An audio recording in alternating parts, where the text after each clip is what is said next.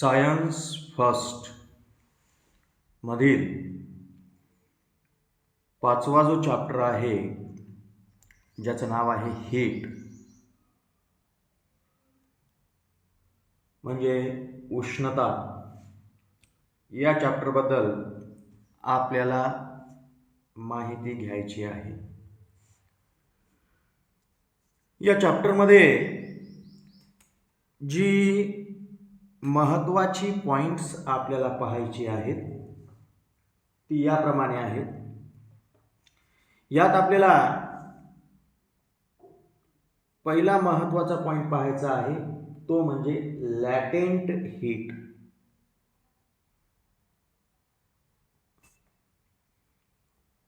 लॅटेंट heat ज्याला अप्रकट उष्मा असे म्हणतात.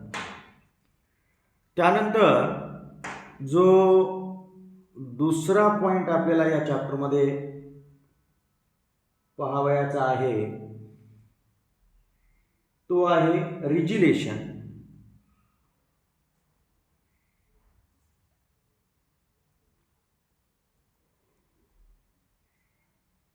ज्याला पुनर्हिमायन असे म्हणतात. काय असतं ते आपण पाहणार आहोत. त्यानंतर या चॅप्टरमध्ये जो तिसरा महत्त्वाचा पॉइंट पाहायचा आहे तो आहे अनॉमॅलस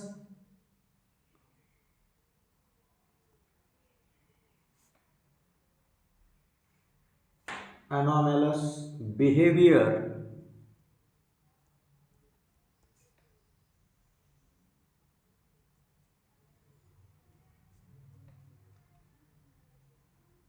of water. Anomalous behaviour of water याला आपण पाण्याचे असंगत आचरण असे म्हणतो. हा तिसरा महत्त्वाचा पॉईंट आपल्याला या चॅप्टरमध्ये पाहायचा आहे. त्यानंतर चौथा जो महत्त्वाचा पॉईंट आपल्याला या चॅप्टरमध्ये पाहायचा आहे तो आहे due point and humidity. Due point and humidity म्हणजे दवबिंदू तापमान आणि आर्द्रता याबद्दल आपल्याला या चॅप्टरमध्ये माहिती घ्यायची. आणि शेवटचा पॉईंट या चॅप्टरमधला आहे specific heat capacity. Specific heat capacity. तर अशा प्रकारे आपल्याला या हीट चॅप्टरमध्ये ही 5 महत्त्वाची पॉइंट्स जी काही आहेत त्यावरची माहिती घ्यावयाची आहे. या चॅप्टरमध्ये सुरुवातीलाच आपल्याला कॅन यू रिकॉल म्हणून दिलेलं आहे.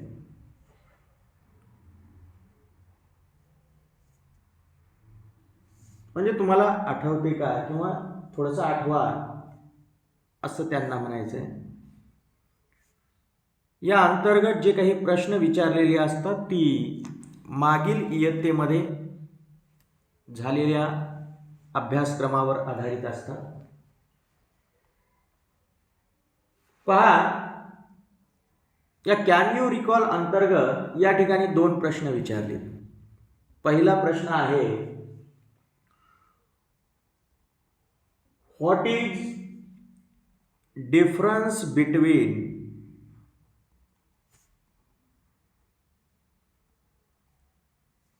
heat and temperature.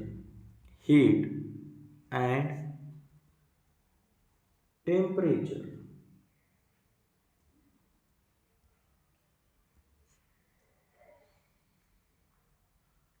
हीट आणि टेम्परेचर यामध्ये काय डिफरन्स आहे. आणि दुसरा प्रश्न विचारलेला आहे what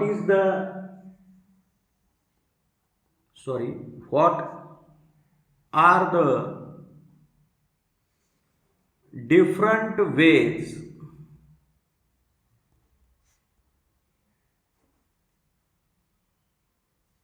of heat transfer. पहा,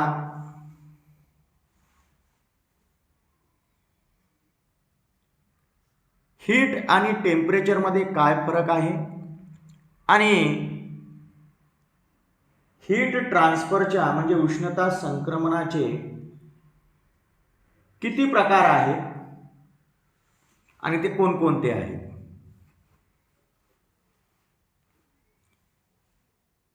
पहिला आपल्याला यामधला जो प्रश्न पाहायचा आहे त्याच्यामध्ये हीट आणि टेम्परेचर यांच्यामध्ये काय फरक आहे तो पाहायचा आहे. आणि दुसऱ्या प्रश्नामध्ये आपल्याला हीटचं संक्रमण म्हणजे हीटचं ट्रान्सफर होण्याचे प्रकार कोणते हे आपल्याला पाहायचे.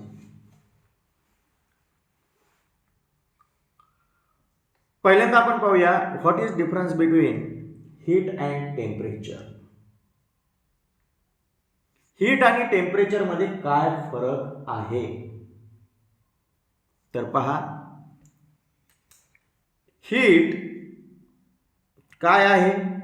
Heat is a form of energy.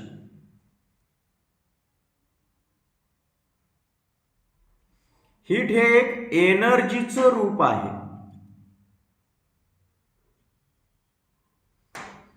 And that is transferred from one body to another body as a result of difference in temperature.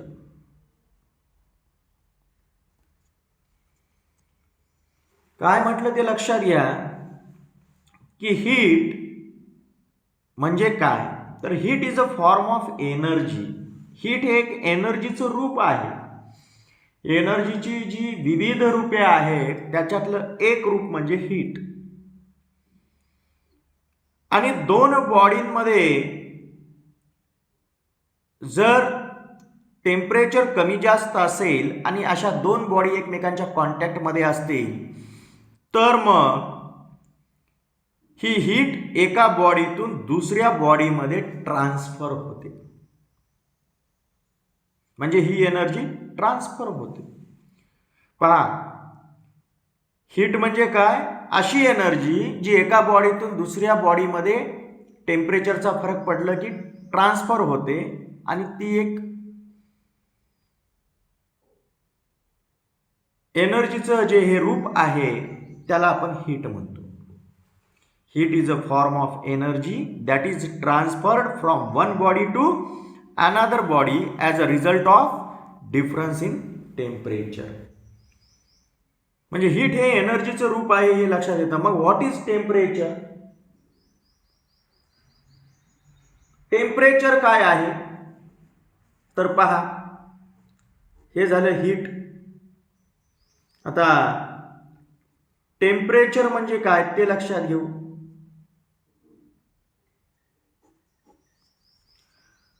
The degree of hotness or coldness measured in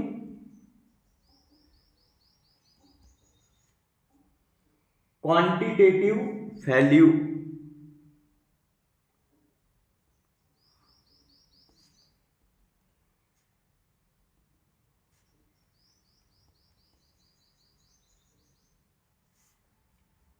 is called temperature.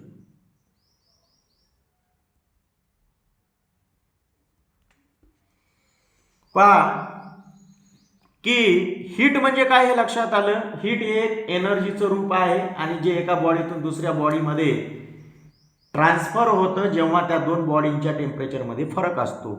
पण temperature म्हणजे काय? The degree of hotness or coldness measured in quantitative value is called temperature.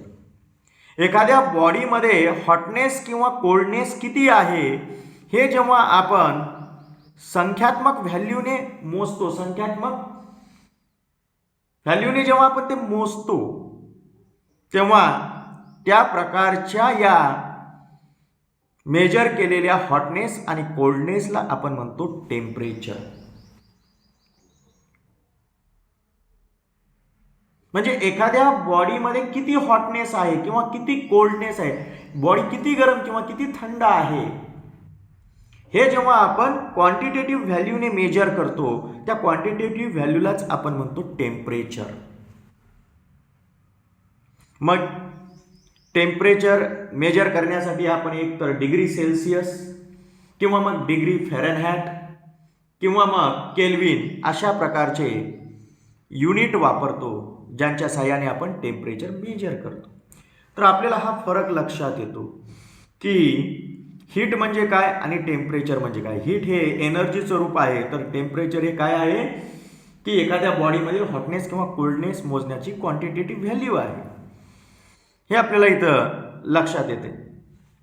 चला त्यानंतर आपल्याला दुसरा जो इथला प्रश्न आहे तो पाहायचा आहे. काय आहे हा प्रश्न? What are the different ways of heat transfer. Heat transfer होण्याचे प्रकार किती व कोणते आहेत ते आपल्याला पाहायचं. Heat transfer by 3 ways. मी काय म्हटलं? हीट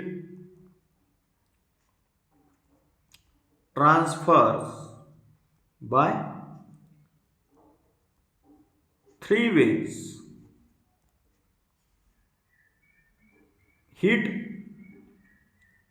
3 मार्गाने ट्रान्सफर होते किंवा 3 पद्धतीने ट्रान्सफर होते. Number 1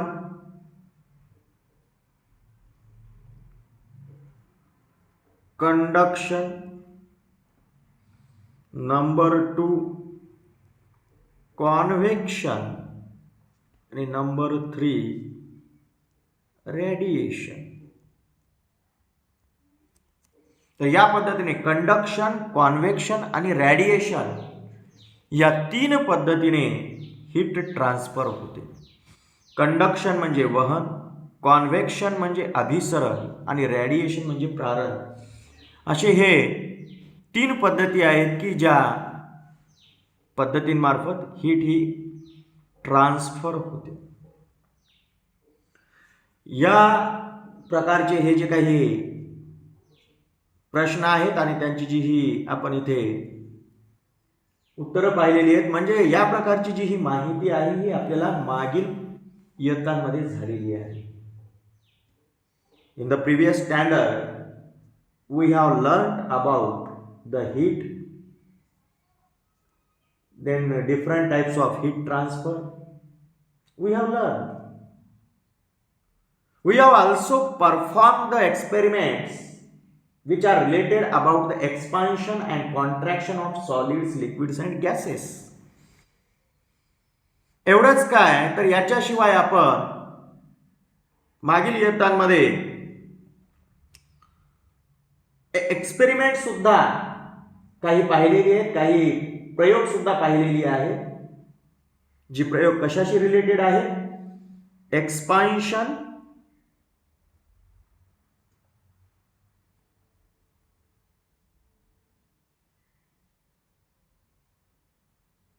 and contraction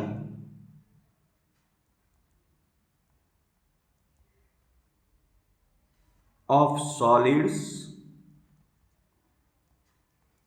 liquids and gases. Solid, liquid आणि गॅसेस यांच्यामध्ये एक्सपान्शन आणि कॉन्ट्रॅक्शन कसं होतं जेव्हा हीट आपण देतो किंवा काढून घेतो. सॉलिडला जेव्हा हीट देतो किंवा लिक्विडला जेव्हा हीट देतो किंवा गॅसेसला जेव्हा हीट देतो तेव्हा त्यांच्यामध्ये एक्सपान्शन कसं होतं याची माहिती आपण मागील इयत्तांमध्ये घेतलेली आहे. आणि याशिवाय सॉलिड्स, लिक्विड्स आणि गॅसेसमधून जेव्हा आपण हीट काढून घेतो म्हणजे त्यांना आपण जेव्हा थंड करतो तेव्हा त्यांचं कॉन्ट्रॅक्शन कसं होतं याबद्दलची सुद्धा माहिती आपण मागील इयत्तांमध्ये घेतलेली आहे. याशिवाय अर्थातच हीटबद्दलही माहिती घेतलेली आहे, टेम्परेचरबद्दलही माहिती घेतलेली आहे. आणि याशिवाय आपण हीटचं जे ट्रान्सफर वेगवेगळ्या पद्धतीने होते त्याची सुद्धा माहिती आपण घेतलेली आहे. मग या माहितीचा आधार घेऊनच आपल्याला या चॅप्टरमध्ये ज्याबद्दल माहिती घ्यायची आहे ती कन्सेप्ट्स आपल्याला या चॅप्टरमध्ये जी पाहायची आहेत ती याप्रमाणे आहेत. Concepts like latent heat,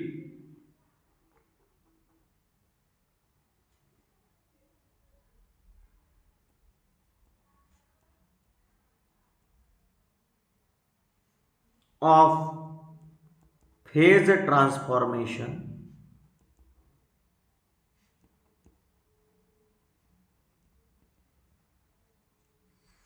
anomalous behavior of water,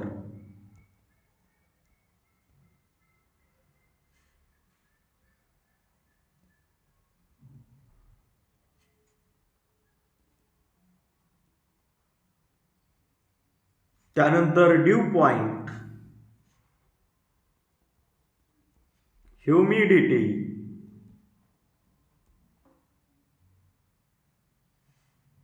त्यानंतर स्पेसिफिक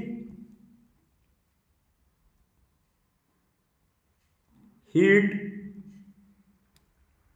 कॅपॅसिटी या विविध पॉइंट्सवर आपल्याला या चॅप्टरमध्ये माहिती घ्यायची. पहा, latent heat of phase transformation याबद्दल माहिती घ्यायची या चॅप्टरमध्ये. त्यानंतर ॲनॉमेलस बिहेवियर ऑफ वॉटर याबद्दल माहिती घ्यायची, रिजिलेशनबद्दल माहिती घ्यायची. त्यानंतर ड्यू पॉईंटबद्दल माहिती घ्यायची आहे आपल्याला या चॅप्टरमध्ये. याशिवाय ह्युमिडिटीबद्दल सुद्धा आपल्याला या चॅप्टरमध्ये माहिती घ्यायची आहे. आणि स्पेसिफिक हीट कॅपॅसिटी याबद्दल सुद्धा आपल्याला या ठिकाणी माहिती घ्यायची. पण त्या अगोदर हे लक्षात ठेवा की हीट कोणास म्हणतात.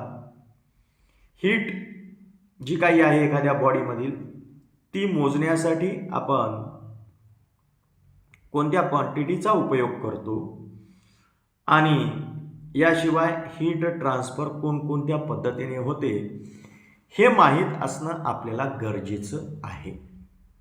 हीट आपण पाहिलं की ती एनर्जीचं रूप आहे आणि दोन बॉडींच्या टेम्परेचरमध्ये फरक पडला की ती एका बॉडीतून दुसऱ्या बॉडीमध्ये ट्रान्सफर होते.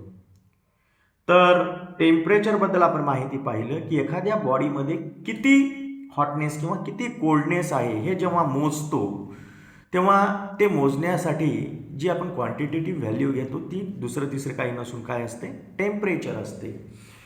आणि हीट जी ट्रान्सफर होते ही ट्रान्सफर होताना ती तीन पद्धतीने ट्रान्सफर होते. एक कंडक्शन पद्धतीने ती ट्रान्सफर होते.